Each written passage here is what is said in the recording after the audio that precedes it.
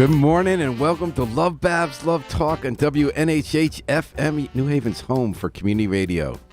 You are usually listening at this time of the day to Babs Rolls Ivy, the inimitable host of Love Babs Love Talk. She's off at a writing workshop week, loving nature, getting spiritually recharged, and I'm Paul Bass, sitting in to keep the news flowing and the tunes going. Our guest this morning, to kick off the morning, is someone who is always making headlines in New Haven. She's making them more later this morning after she talks to us. U.S. Representative Rosa DeLauro. Thanks so much for joining us this morning, Rosa. It's so nice to see you. Wonderful to see you, my friend. It's great to see you. Great music. Do you know who that is? That's a local band, the Afro-Semitic Experience. David Shevin. They've been around 20 years where they do Black spiritual gospels and Jewish liturgical music updated with jazz, and they go all around the country. God. They're so good. Great. Yeah, I know. Great I to love dance that. to. Yeah. And actually, you're a tap dancer. I remember that from when you were a kid. That's right. Oh. Well, on a more serious note, yesterday was on National Equity Pay Day, and Rosa DeLauro's quote yesterday was, "Women should not have to wait until well into the new year for their earnings to catch up to the earnings of men from the previous year. Equal Pay Day should be December 31st, not well into March." And to that end, Rosa and U.S. Senator Patty Murray have reintroduced a bill called the Paycheck Fairness Act, which aims to get rid of pay discrimination. Do you want to tell us a little bit about what that bill does, Rosa, and why you're introducing it? Sure. First of all, thanks very much. This is such a very, very serious economic issue for women across the country. And particularly when I talk about single women, this is women who are single, widowed, divorced, or separated. They are the least secure economically, the least secure demographic economically in the country. And across the country, women and those even who work part-time part of the year are paid 77 cents for every dollar paid to a man. That's a gap of almost $12,000 a year. So what the Paycheck Fairness Bill does is protects against a retaliation for discussing salaries with coworkers. It prohibits employers from screening job applicants based on their salary history or requiring a salary history during the interview or hiring process. And it provides employees who file a sex-based wage discrimination claim under the Equal Pay Act. It's the same remedies as are available to employees who file race or ethnicity based on wage discrimination, and they can participate in class action suits that challenge systemic pay discrimination. So it really is about recognizing a very, very simple premise. Men and women in the same job deserve the same pay. And we're looking at legislation that would just state that in federal law. I'm trying to remember, Rosa, back in the 70s when we started hearing more about this issue. There used to be buttons people put with what the cents on the dollar were. Do you happen to remember? It's 70 cents now on the dollar that women compared to men earning the same job. Do you remember what it was? It was in the 60s back then? Yeah, it may have even 62. gone to, maybe even a little bit less than that. I don't remember the exact number. But when you talk about the amount of time it takes for women to make what a man is making, and it goes until March.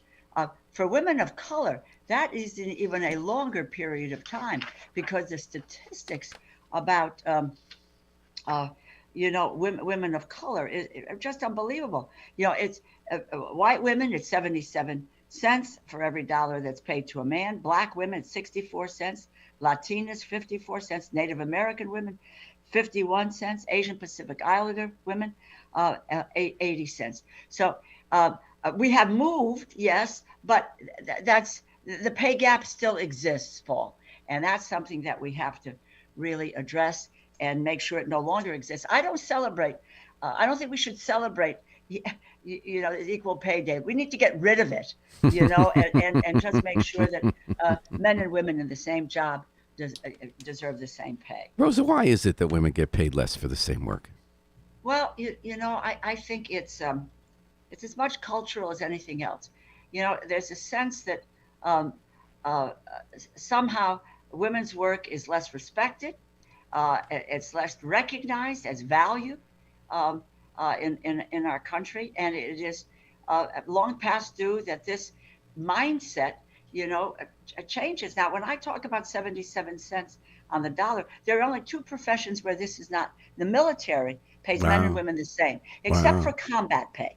If you're in combat, your pay goes up. The other thing is the U.S. Congress. Men and women in the Congress are paid the same Mm. amount of money. No matter where you come from, no matter what your skill set is, no matter what your philosophies are. So why isn't it true for women who are university professors, for women who are journalists, for museum directors, the whole nine yards? It's cultural that somehow women's work is not as important or valued as the work that men do, which is nonsense. I know. And I was thinking, so culturally, obviously, from childhood, right? These cultural values get imbued from childhood where men are encouraged to speak up more. Is that correct? That's And true. women, and they're considered more important what they do. Right. But the other thing is what's about the Paycheck Fairness Bill is there is a negotiation. There's built in the honing of negotiation skills for women and for girls, and negotiating their salaries. You know, and in fact, because of low pay for women, one of the things that we get rid of here is that the the the requirement that you have to talk about your salary history, and that has put women in real jeopardy when it comes to what their future salary will be. The most incredible thing is about this because your Social Security retirement is based on your salary history. So women who make less, then you're looking at less in terms of Social Security and retirement income. And today you will find that one of the highest demographics of groups in poverty, it's older women. Why is it different in the military and in Congress? I mean, Congress doesn't have a history of an enlightened gender place. Well, I sense, and I've said this before, because I've got so many of my colleagues on the other side of the aisle who don't want to, support the Paycheck Fairness Act. So over the years, we've passed this 4 times in the House, and we've Wow. passed it with Republican support. We have not been able to pass it in the Senate. So what's We, the holdup in the Senate? well, again, it is this view that this is not a legitimate issue. Hmm. That they give you all kinds of reasons that women take time off to have children, and that they're not sure that they're going to stay, and that it goes back to the earlier view that men were the breadwinners. Well, my God, society has changed. The workforce has changed. You know, Men and women when you are talked in the workplace. when you So talked about negotiation, it flashed back in my mind a bunch of years ago when we usually hire people who are from New Haven, but there were two right. examples where a man and a woman who had left New Haven were coming back, and they were in the same stages in their career, and one of them, I would say, what kind of salary are you looking for? And she said, well, what are you paying? And I named a number. She said, okay. And I said, no, you're supposed to start and say, then name a larger number. And then we go in the Right. middle. And the male just immediately asked for $10,000 more. Yeah, right. It's No, like, it's a fact. It's this reticence to stand your ground. And it's about understanding your own worth Mhm. and valuing your own worth. And we're You talking know, to Rosa DeLauro, the congresswoman from the 3rd U.S. Congressional District, who has reintroduced with Patty Murray of Washington the Paycheck Fairness Act to try to close the gap from that women earn on average compared to men for the same jobs. Do you have any good stories to stick out in your mind of somebody either who's in the public eye or someone who has struggled with this? well, I can recall when we've done so many events around this issue, that this woman came to testify, and she and her husband were working in the same organization, same skill sets. They were, high tech people, computer people, etc. And she did not know that she was being paid less than he was. And she only knew it because in the mail, the information came. She saw, the mail that he received about what his salary was. And then she saw her salary and she said, yeah, we were in the same jobs. Why? It's a real life case. For me, the a critical piece here is a woman who I believe is iconic, and that's Lily Ledbetter, who after 24 years working at Goodyear, as she was leaving, she was tipped off that she was being paid less than her male colleague next to her for the very, very same job. And Lily had the courage to take it to the Supreme Court, where she won her case. But then they determined that they rolled back what she was. She got nothing from the decision that she was discriminated against for all those years. The court ruled that she didn't file the claim after a certain number of years or a certain period of time. Well, she had no idea. That's where we won in the Congress. We did the Fair Pay Act. We won that. But that just left things as they are, and that you could claim this discrimination at any stage. It's when you find out about it that you're being discriminated against on your wages. Rosie, you spoke about the attitude stemming from the idea as the male is the breadwinner. Now, you grew up in a household where both the mother and the father worked. That's and right. That was back in the 50s, correct? 40s? Oh my God, yes, yeah. My mom worked, as you know, she worked in the old sweatshops. And there again, in that jurisdiction, these women were paid less than the men who worked there. They men were cutters or so forth, but the work that the women did and being paid less for it was just outrageous. Do you remember that as a kid? Was that spoken about?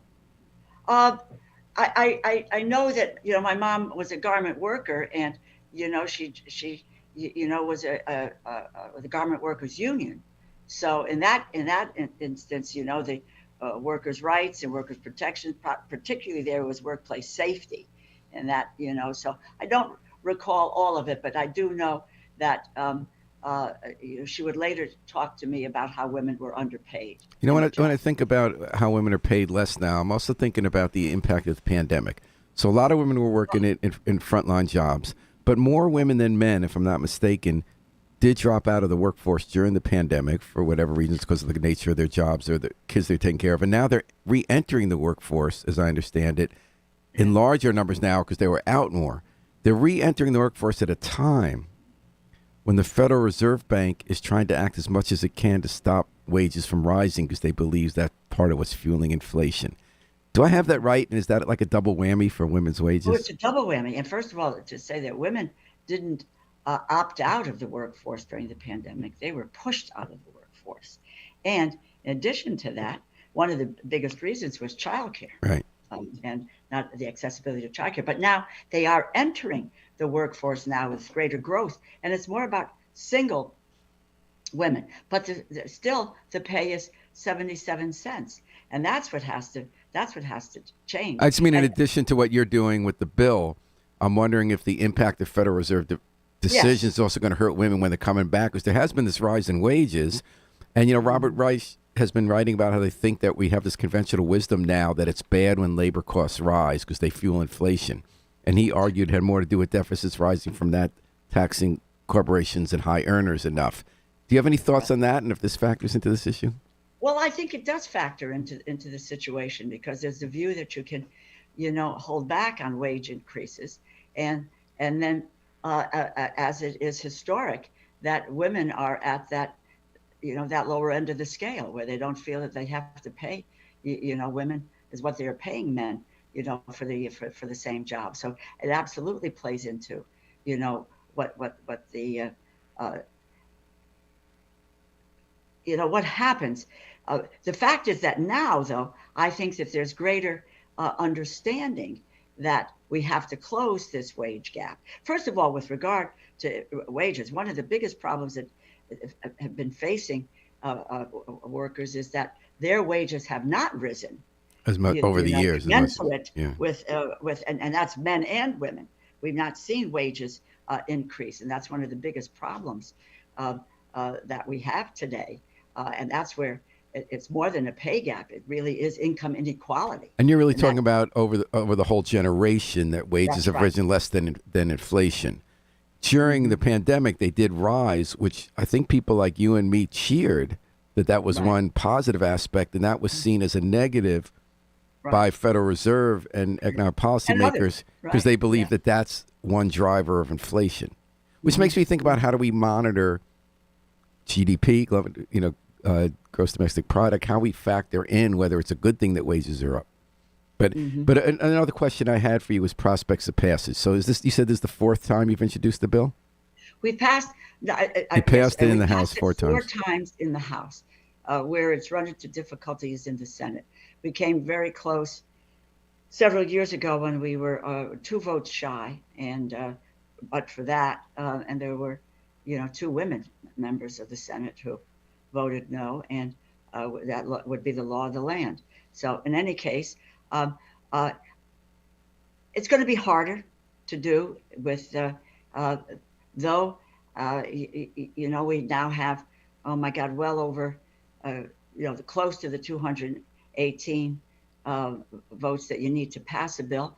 But we need to have several Republicans cross the aisle and be able to do this. And not sure that that's going to happen. Well, you But and we're I, going to continue at it, though. well, Rosa, this seems to be the theme at the end of every interview we do, which is that these big issues aren't always one-year fights. They're not one-offs. They're not one-shots.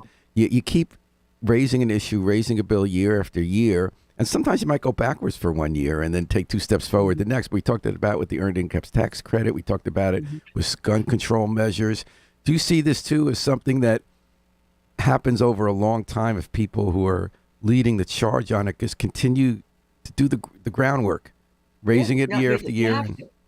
The other example for me is the child tax credit. It's now almost 20 years, and it's part of the president's budget this go around, but it's going to be very difficult, to get passage. But you have to continue working at it, and you have to continue to um, bring it up. And the environment changes. It's a different environment, today than there was, 10 years ago, and different people serve in the in the Congress. And I will tell you that, but we need to think about the paycheck fairness and equal pay for equal work.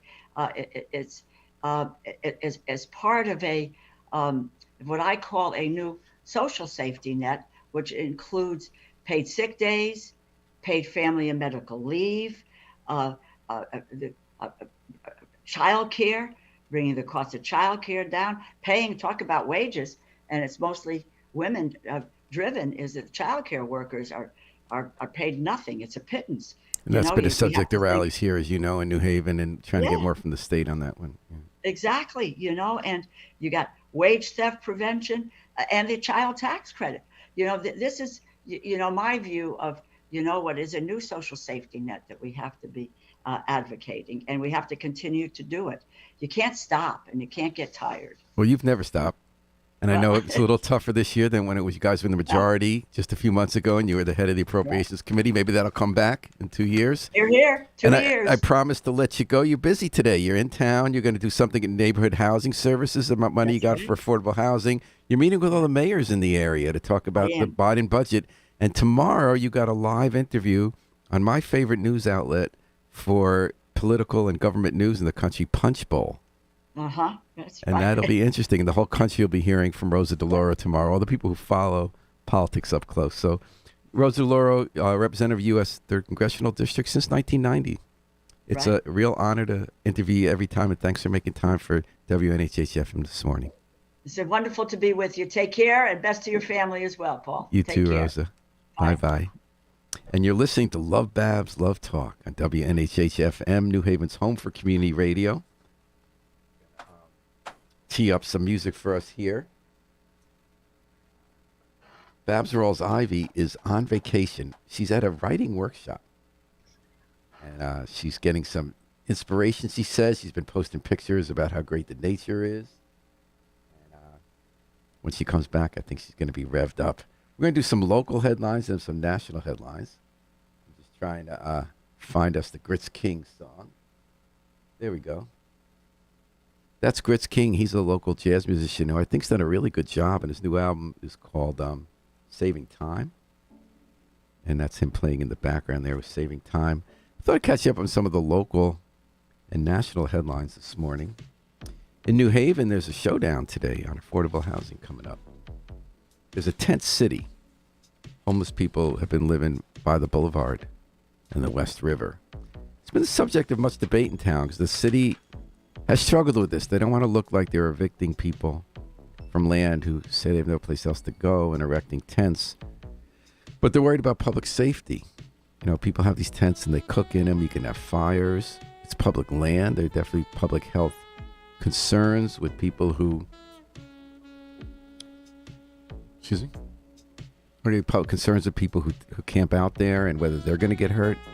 Those are soccer fields because the public use them. We had that issue with Occupy New Haven a decade ago on the Green, which started out as a protest against income inequality and became a serious public health hazard and ruining a public park and not letting the vast majority of the public use it. And on the other hand, of course, the hearts go out to people who have no place to live, and it's a complicated combination of factors that leads people to this tendency. Some people want to live outside. Some people can't afford an apartment. A lot of people who are homeless, not all people, a lot of people are wrestling with drug abuse. There's a lot of and mental health problems. And again, there's a little bit of a chicken and the egg there, right? There's a tough economy when people can't afford a home. Do they have other kinds of problems that develop as a result? And do those problems fuel the lack of a home? We have lots of programs in New Haven. There's shelters. Some people don't like to go to shelters. You heard yesterday morning with Nora Grace Flood was interviewing one of the tent city people who's married. And she doesn't want to go to a shelter because she wants to be with her husband. The other people said, I don't like the rules of the shelter. You got to be there a certain time, not do certain things. Be with, it's not a lot of privacy either. We have some great programs like on State Street where you have housing first programs for veterans and others who have substance abuse, and you can still get in. You don't have to be clean to get in. The idea is you get the housing first so that you can deal with other challenges like getting help with mental health, with job training, jobs. I think when we look at this issue, it's upsetting, and there'll be a showdown today because the city is closing it down. They say it's a health hazard, public health hazard. It is public property. The city's liable for that. We've seen places, other cities in the country where people have died, and the cities are on the hook and morally responsible for death when they don't enforce codes. And on the other hand, you have people said, look, we did what you told us. They claim to clean up the place. We want to live here. We need a place. We're outdoors and not bothering anyone. So at 1 o'clock, Nora Grace Flood will be there for The Independent. There'll be other media there. People leave. I've been present at some smaller camp, one in particular where they had people leave. And I remember they had spent days at the city working with each one there, trying to convince people to go get help, go some other place where they could bring them to live, to get counseling, to get shelter. I think everybody cares around here. I don't think it's cold-hearted. I don't think there are villains on either side. And I don't have magic answers for the affordable housing crisis. I think we're working on it. And obviously a lot of the decisions occur at levels beyond those we control. But it's going to be not a happy day when this showdown comes today. And I don't think it's a reason for finger pointing. That's one thing happening today. The other was last night they made a new assistant chief of police. We have 3 now, Manit Cologne. And people are making a big deal about this one because it kind of is a big deal. First of all, it's the first woman back in a high rank. They want to get more women in policing. 17% of the New Haven police force is female.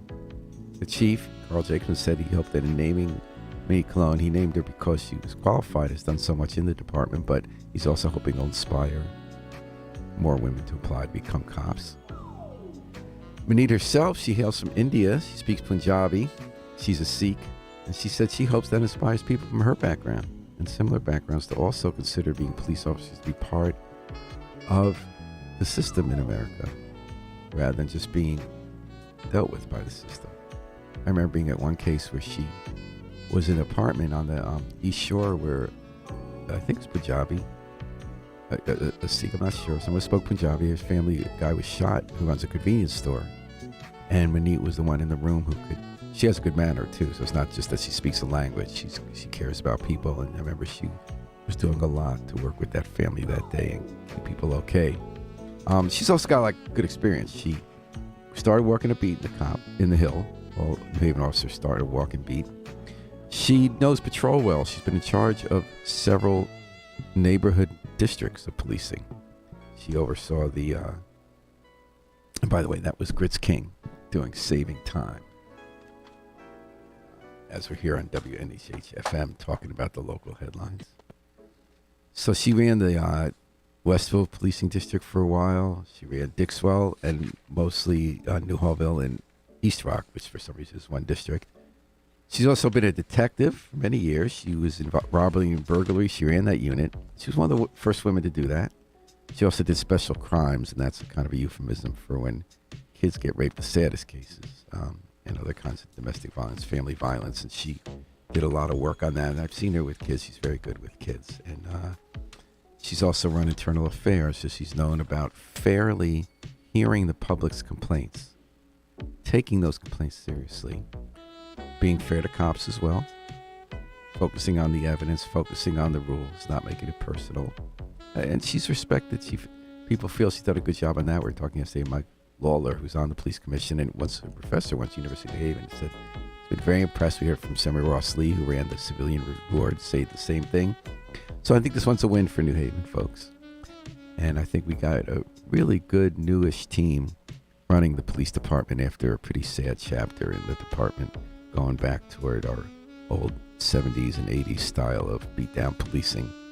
And I think we're going in the right direction. One of my favorite news stories, you can read this morning in Independent by Maya McFadden, has to do with a watch party that took place Monday night. Some people will have watch parties for the Oscars, for the Super Bowl. In New Haven, they had a watch party for the Board of Education meeting. Now you say, why don't people just go to the Board of Education meeting in person? Because people wanted to be together at a watch party in person to talk about education. Because for some reason, and we're not sure the real reason, for 3 years now since the pandemic started, the Board of Ed has been meeting only remotely. Now that made a lot of sense at first. But then the schools came back in person. Other boards and commissions came back in person. And we learned in the pandemic there are tools at hand so that if you have an in-person meeting, you could also put it on Zoom for people to watch at home. But they've kept the Board of Ed meetings online only. And people have been wondering why, because they say one of the most important parts of civic life and making decisions as a community is to see each other, to deal with business and watch people up close and ask them questions, but also talk to each other and talk to them when the official part is over. Seeing each other, hearing each other. Well, at first they gave this explanation to the Board of Ed for why their meetings were going to stay remote when the rest of the world was going back in person. They said, well, we have more democracy now because more people are attending, quote unquote, because they're signing up to watch it online. So basically they're watching TV instead of doing the non-spectator sport of democracy. But even if that were true, it's not either or, obviously, right? Because they're already Board of Alders been doing this forever, right? You can still have all those people who'd rather watch it at home. But if you're in person, you could do it both ways and still have a democracy where people can trust more and see more of the people making decisions for 20,000 public school students. So then it became obvious that they're hiding something. And again, if they're hiding something about this, which is not the most important issue, then it's hard to not believe they're hiding information that's important about why kids aren't reading or why they're having budget pressures, what they're going to do with it, or how they're going to pick the next superintendent of schools. So that there were statements made that someone maybe had a health challenge, couldn't make it in person, and questions about whether certain people were living in New Haven while being on the board of the education, make decisions about the school where they're supposed to be living. They've been a little shady about that. They haven't come clean about who, what, where, and why if somebody physically can't make it to a meeting, they can't be remote while the rest are there. So Monday night, the Federation of Teachers, which feels strongly about being in person and having a democratic process and accountability in decision-making in New Haven. They held a watch party at their headquarters, and they had a great turnout. Dozens of people showed up. Darnell Goldson's a member of the Board of Ed. He believes they should be in person, so he came in person to the watch party while remotely participating in the actual Board of Ed meeting that everybody was watching alongside him at the Federation of Teachers. A little bit of Woody Allen scene there, which Darnell Gulls is funny for injecting a little humor and irony into our public discussion. And the point was, if you read the article, you'll see it. The teachers and other people in public who came were talking about the schools. They were watching decisions being made. They're talking about what they could do about it. They could decide if they wanted to collaborate or at least know what each other is up to. And credit goes to the Federated Teachers in a fun way, exposing again the anti-democratic, unaccountable, and bizarrely dishonest approach our Board of Education is taking to how they meet and where.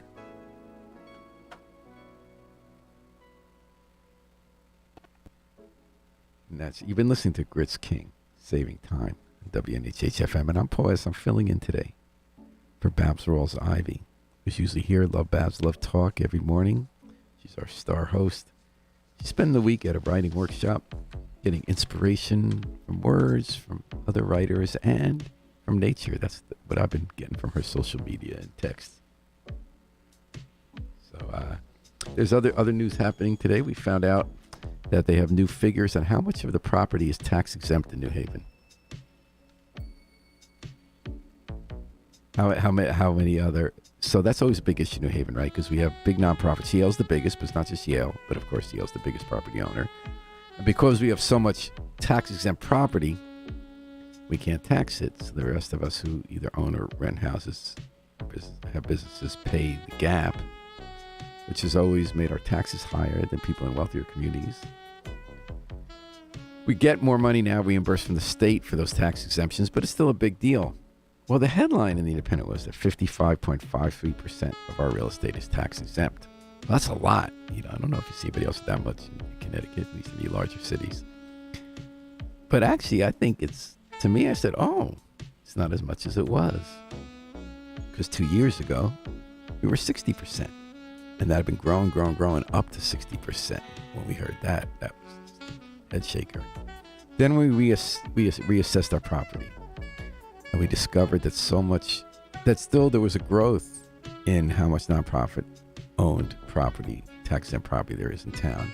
But there was more growth in taxable property. We've been having this building boom.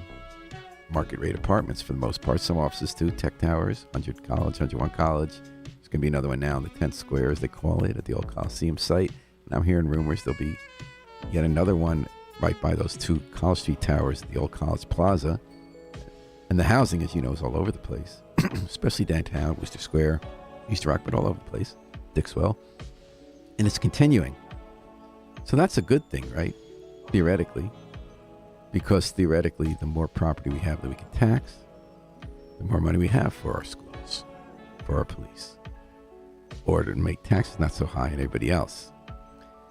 The problem always lies in trying to convert that new taxable property into actual tax revenue, to actually have us benefit from the growth in our city rather than have the investors from out of town who are benefiting by making profits on their investments. That's why they're investing here in the first place, to get in these high rents, $3,000 for a barn for every month. But then theoretically, we promote this stuff because it grows our grand list, as we see, and then we get more taxes. The problem is that we discovered this new number showing 55%, around the 60% of tax, of nonprofit tax-exempt property by doing a reassessment of all our property. But then when we came time to change the taxes, we gave a break. Originally it was going to be 5 years. City Hall wanted, and the alders, after an expose by Tom Breen showing who's benefiting, made it 2 years. But still, we were waiting another 2 years to get the benefits of more taxes from all that property. So we were basically sending a lot of money in the form of non-charged taxes to people who own luxury apartment buildings and are from out of state, and people who are buying up poverty housing, getting Section 8 rents, federal subsidized rents, to make big profits and send them out of state. On top of that, while we saw that the value grew, it could have grown a lot more if we used a different method for deciding what buildings are worth. When we decide what a house is worth, we use a pretty obvious way of looking at that in New Haven. What are houses selling for? If you have a house across the street from the same kind of house, that house sold for $200,000, then your house is basically $200,000 looking at other factors like, is it basically the same kind of house? That seems like common sense, right? Something's worth what people will pay for it. So if properties are going up, values are going up in your neighborhood, you're going to be taxed more for your house. I don't feel sorry for you that, because if you want to sell your house, you can make more money. If you want to borrow money, you can. But we use a different method for commercial buildings. This is complicated method, takes all those factors. The state says you got to look at other factors, but we make a decision how to balance those factors. And we do some income approach of how much you can expect every year, and speculative approaches that aren't based on what people are actually paying for these buildings. So guess what? When it comes to every single case that we look at, Tom Breen's done a lot of stories in this Independent, every single case we look at, we say that these buildings owned by wealthy out-of-state investors are worth a lot less than they actually sell for. I'll just give you two examples of what I'm talking about. You know, 360 State, that's the largest apartment tower in New Haven. It sold for $160 million. Right around the same time, the city said it was worth only $115 million. Got that? 160 versus 115. So the city said that property is worth $45 million less than people would actually pay for it. So when we tax them, we're not taxing that $45 million worth of that property's value. It doesn't disappear into thin air. It means the house that you live in, whether you own it or rent it, is going to pay more taxes to make up that gap. Or it means that instead of lowering our high tax rate compared to other towns and cities, it's going to have to stay higher. There's another level on which this contributes to the challenge of how in New Haven we are not harnessing the true benefits of all this growth, of this gold rush, of all these investors coming from out of state to make a big quick buck on luxury housing, poverty housing. Not only do we not fully appraise the value of those properties so we can tax them right, not only did we phase in a couple of years from having to pay the new tax rate when we looked at what it's worth, but by state law, 5 years when they build something new, they don't have to pay the full value of those taxes. That one at least makes sense. The idea is that if you have a vacant piece of land or something that's not worth much, someone comes in and spends a lot of money to make it worth more. It takes a while before they can collect the tax revenue on, or the rents on that, or whatever they're going to make money on if it's manufacturing. And it's worth it to have it be a little incentive too, so that we get more people to build it up so that over long term, we can get more taxes from them and build up our tax base. But if we never get around after that 5 years to taxing, that property starts to depreciate. They go to court using comparable sales sometimes, I've seen, or comparable assessments to get their values lowered. So first we wait up to 5 years when someone builds something new in New Haven to make a quick buck. Then, because of decisions we make, we still say it's worth less than it's really worth now to tax them. And then we add a couple of years to when their new value is going to take effect and have the rest of us pay that freight. By that time, it's a question of whether this now 7-year-old or more building is worth what it was when we could have cashed in. I think we lost an opportunity, folks. And we're going to take a song break and then come back for more discussion. Kristen Ford and the Blue Jays. Song about America.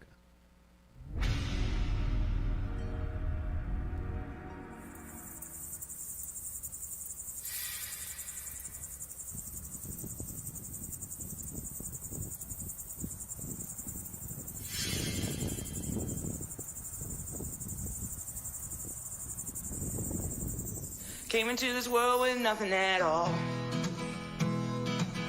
Nothing from my ma and pa. the way the poppy feels to grow. Like my love of rock and roll, I got that blue magic. I'm the only one who has it. You want that or nothing else. Started from the bottom, now I'm here. Used to be blurry about my vision, now I'm clear. Run the pipeline from the prison to the school. Only here for the goals, so you better run the jewels. How you build the empire when you never had the tools. Could've shortchanged the game, but instead I paid dues. All I ever did know was the hustle and that blow. And my mama ate crows just to save my soul. So I'm dressed in black, ready for attack. But you want that like hard when he stepped back. Never been concerned about the shoes on my feet. Always had soul, cause I grew from the concrete. Better step aside when you see me come through. Cause I'm the definition of the elder dreams come true. Just a girl from the third class with a slight wrong. Never take less than, cause I gotta have it all. At all. Just the strings on my guitar. Put my life inside a car. Headed to the next level. I don't stress, I got the blue magic. I'm the only one who has it. You want that or nothing at all. Found the triumph in the tragic. Black girl, I call that blue magic. They say this wasn't meant to be. Now we got them all mad making history. My goals and dreams were above the clouds. Now I float on stage when I move the crowd. So just keep calm and we'll overcome. I'm down 3-1, but I'm ballin' like a run. Yeah, we run against the grain. Yeah, we ride in our own lane. Got them eating out our hands. Run this town, we run this land. Wasn't supposed to get this far. Now we know how blessed we are. So I guess I'm living proof. Be light until we call it blue. That blue magic. Oh, I'm the only one who has it. You want that or nothing else. Oh. That's Kristen Ford, MC Genesis Blue. Kristen Ford was a fixture of the New Haven scene before hitting a little bigger. And she does a kind of punk folk thing. And she teamed up with MC Genesis Blue for some really, really great music. I'm going to play one more of their tracks called America. Then we're going to come back with national headlines this morning, including new worries in the stock market.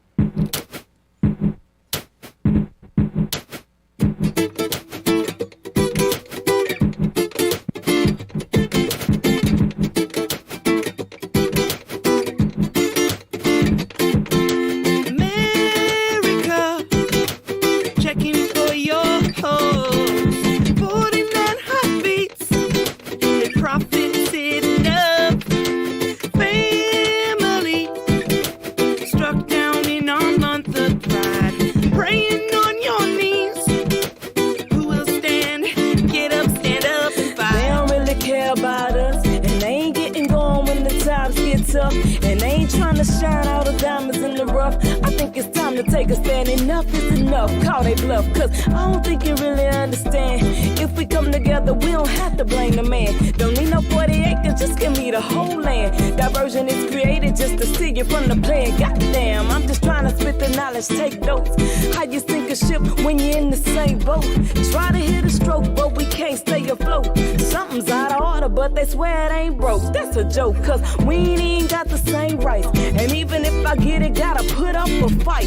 And I ain't really saying that I got the answer key, cause really all I want is for my people to be free, to be free. The beat of my heart is crying L-O-V-E, cause I want all of my people to be free, to be free. The beat of my heart is crying L-O-V-E, cause I want all of my people to be free, to be free. America, checking for your hoes. 49 heartbeats, they profited enough. Family, struck down in our month of pride. Praying on your knees, who will stand? Get up, stand up and fight. Get up, act up and fight.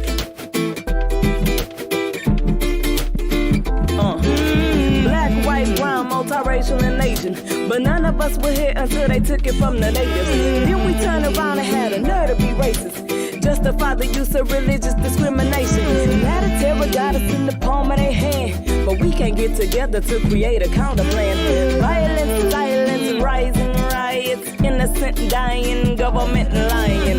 Can't get ahead cause we all too consumed with who I sleep with and where I use the restroom. I'm just trying to tell you that I got the antidote. Campaign for love, let peace win the vote. Feel like giving up, but I still got hope. Respecting every person, that will really be dope. You can stand with love, all fall from the hate. Let's adopt one label for ourselves, human race. Oh, yes, we should pray for Orlando, like we pray for Sandy Hook, San Bernardino. We'll stop going to the movies and stop going to the club. Even kindergartners should be carrying a gun. Stonewall was a riot after prayers were not enough. So won't you stand up? Won't you stand up? America, checking for your pulse. The beat of my heart is crying L-O-V-E, cause I want all of my people to be free, to be free. The beat of my heart is crying L-O-V-E, cause I want all of my people to be free, to be free. Now what we want, peace, and who is us, we. So just let us be and live in harmony.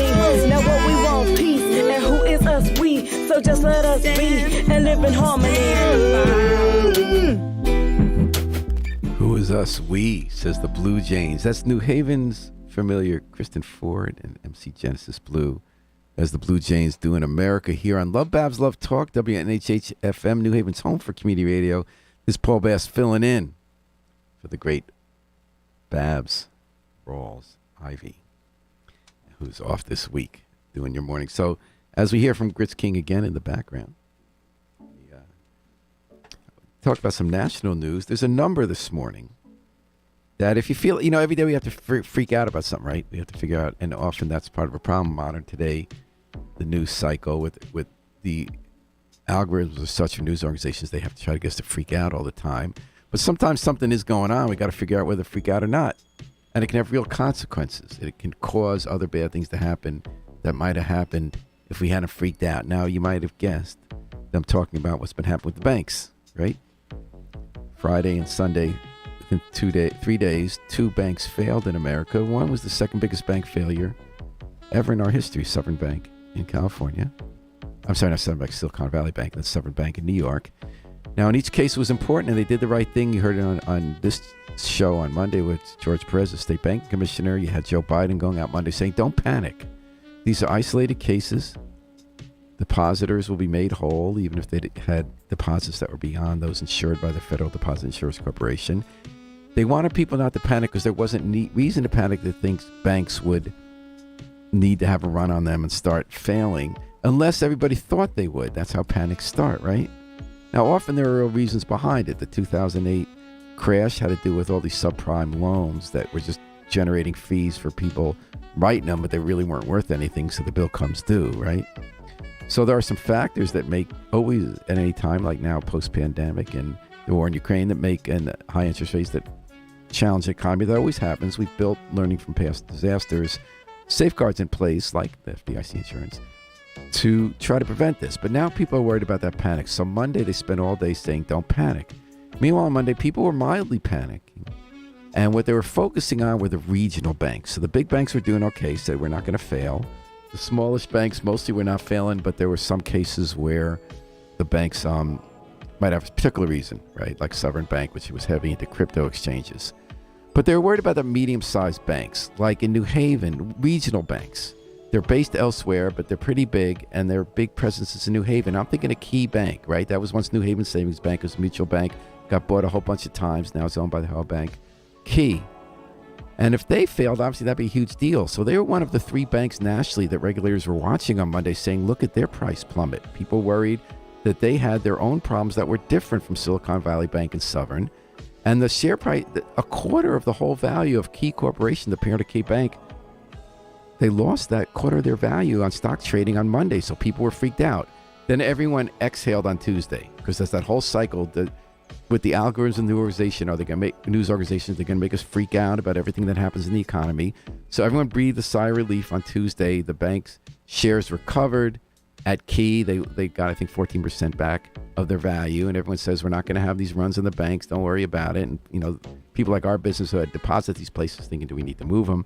Well, this morning there's been new panic. Key Bank lost all their value again. The number I'm looking at now is as of a few minutes ago, Key Bank has lost another 8% of its value. Went down. The share went down to $1, and it lost all that value regained the day before. And why?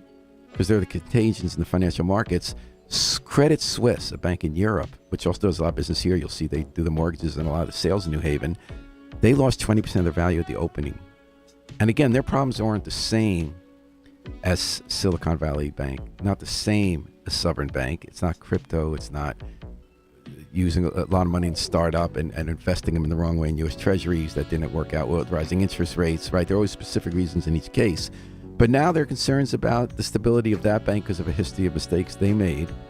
And all the European banks are having a problem this morning, that contagion spending. So all I'm saying is that I agree with regulators like George Perez. I agree with President Biden that overreacting is a mistake.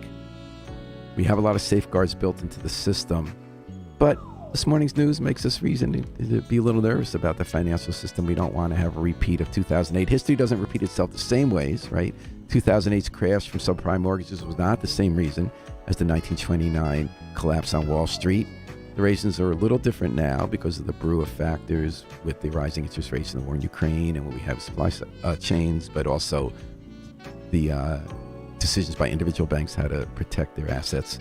But we're keeping an eye on that. And one of the things that people are, and I'm glad we're not freaking out about, but it's kind of curious. You know how sometimes there's a story that's lower down on the list of stories being covered, but your eyes pop out and said, "Ooh, is that a big deal or not?" Did you happen to notice that for the first time ever, a U.S. drone was shot down by a Russian warplane over the Black Sea?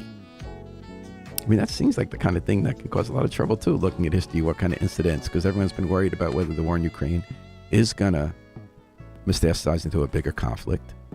And this is the kind of thing people worry about. And it was not in Russian airspace, but it's international waters. Russia said they were heading for American airspace in Crimea, which of course is the most sensitive spot there because Russia took over Crimea and it's an essential staging point for them if they want to get more territory in Ukraine. So it's not fighting about that.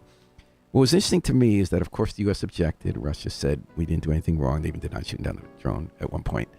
But leaders on both sides are trying to downplay how important it is while not ignoring it. And that's one reason I've been feeling confident about the Biden administration. I think that given the president and his team's experience in foreign policy, they don't want to overreact and may get World War III as the way Biden was cautiously operating in Ukraine while still taking a long stand. So that's the news not to panic about today, even though it pushes our panic buttons. We're going to take a little break, listen to a little music. I'm Paul Bass filling in for Babs Rawls Ivy. I love Babs, love talk. We're going to listen to a little more Kristen Ford, a few other local artists, and we'll be back at the 10 o'clock hour with Mayor Justin Elliker, who's running for a third term. And he's up to a lot these days, everything from neighborhood rec centers to crisis team on the streets to replace police and dealing with people with mental health challenges. We're going to talk about all that and more at 10, so stay tuned to WNHH, New Haven's home for community radio at 103.5. Used to be blurry about my vision, now clear.